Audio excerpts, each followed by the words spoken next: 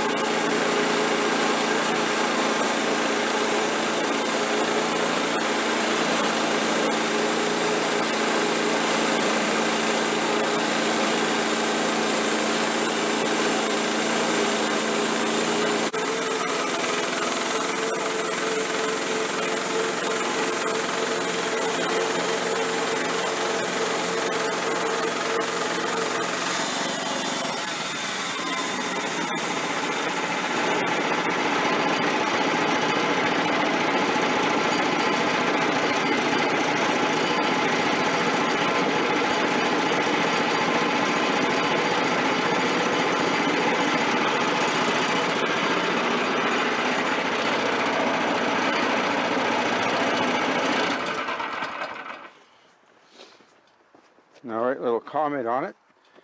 I should have done a better job of fastening the plank down. Things started moving on me and the handle, oh, I better shut off the water here.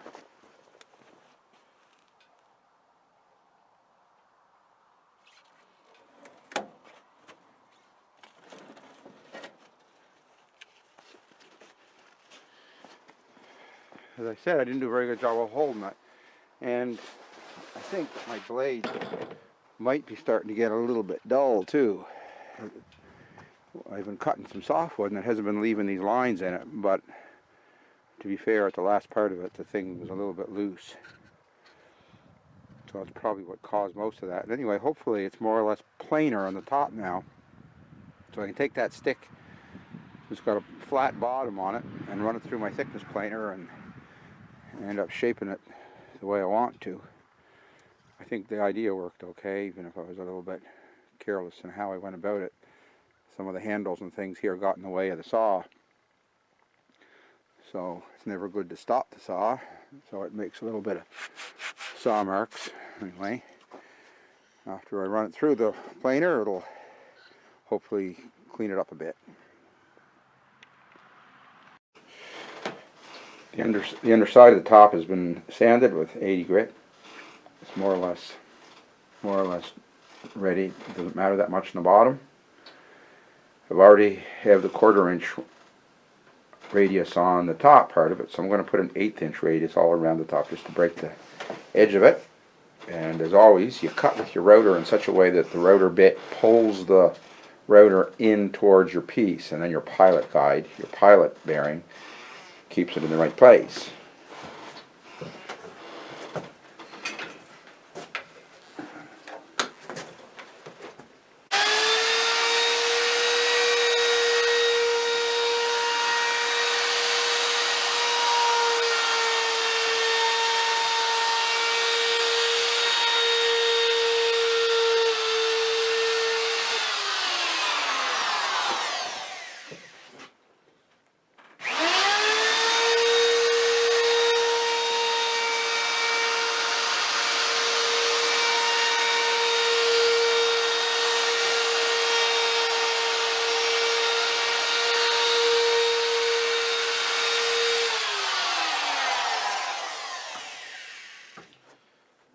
The router never does a perfect job and burns a little bit on the end grain.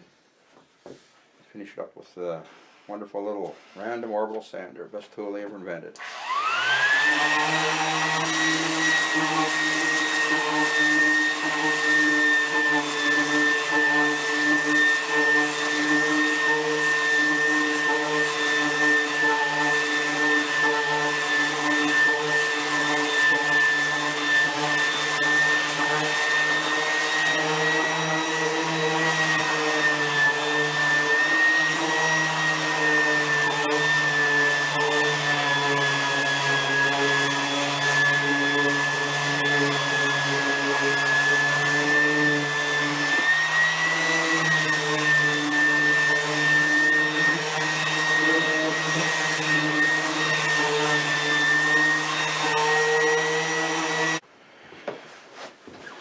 Of course, all these parts, or many of the parts, just need a radius on them.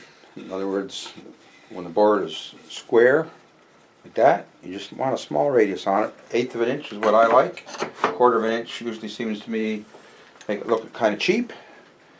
So,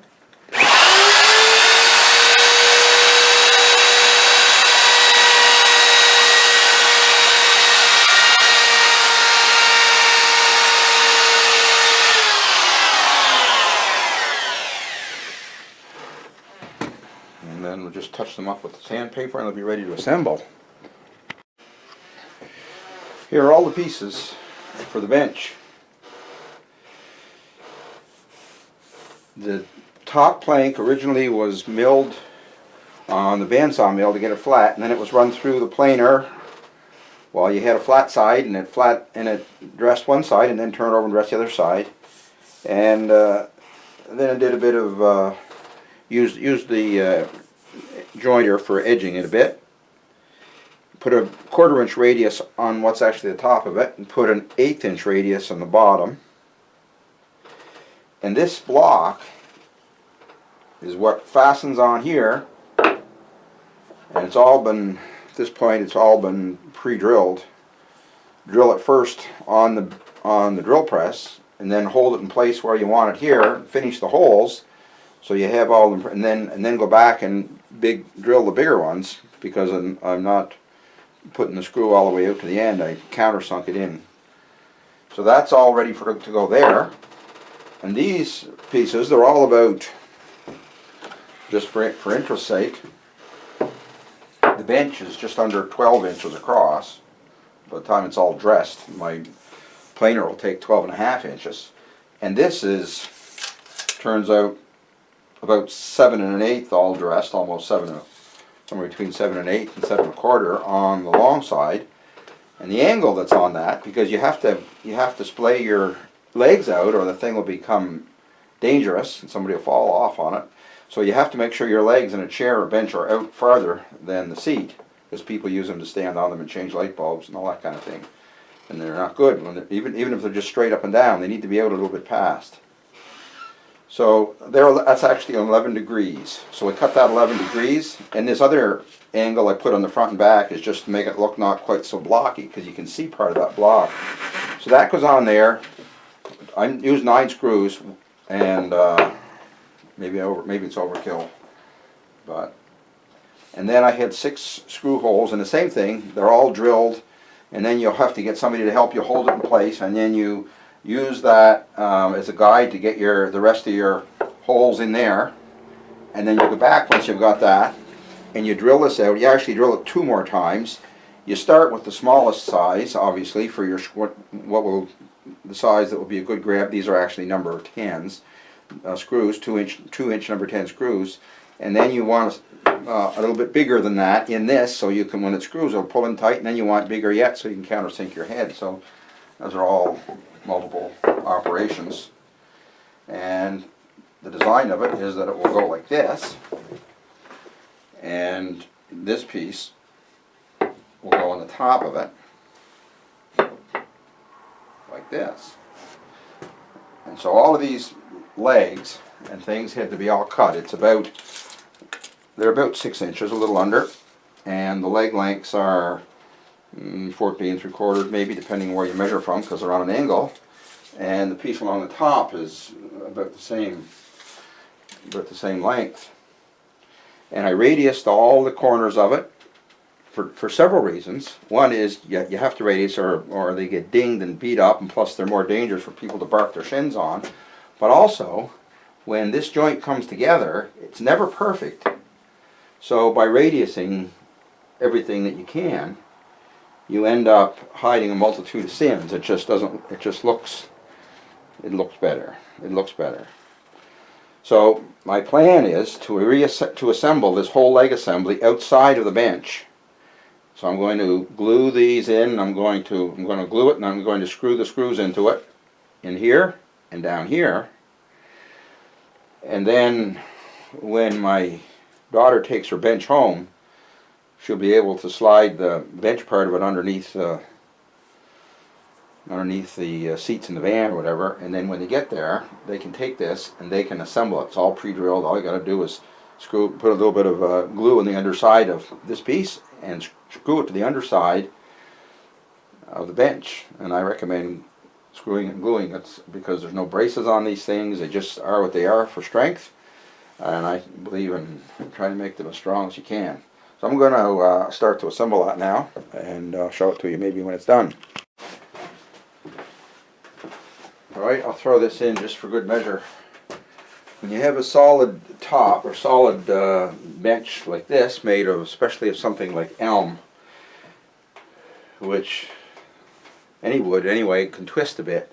So after I assembled the basic framework of it, I laid it upside down and I put a shim on the other end until those two legs down there showed level across the top.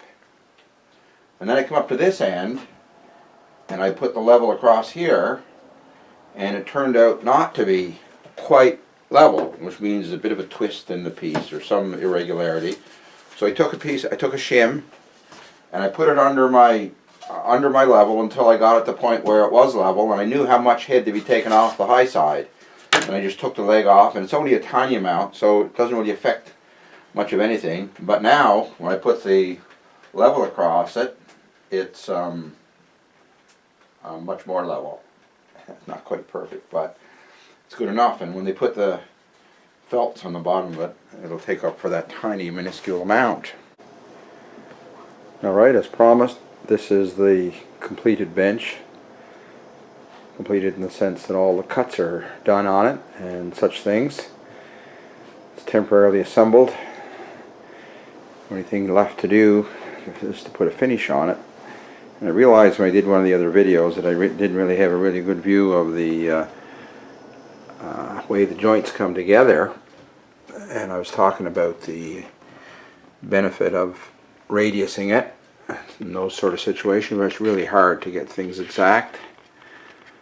So you bring it together with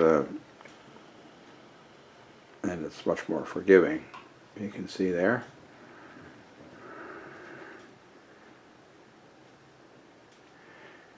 You can see also where I just put some of those store-bought caps on it. You can get them packaged at 20 or 40, whatever it is. And they're a quick and dirty way to cover your screw holes. I don't even like showing screw holes really. I'd rather there's something that was fastened by proper joint, but I'll give you one other view here from the top too. It's a very nice elm plank. It's got one knot hole in it, provide a little bit of imperfection and grain and figure to the wood. If it looks very much different when I put the finish on it, maybe I'll include another picture. It's very, very strong. You can jump in the middle of it, and I don't think it deflects at all. So it should last.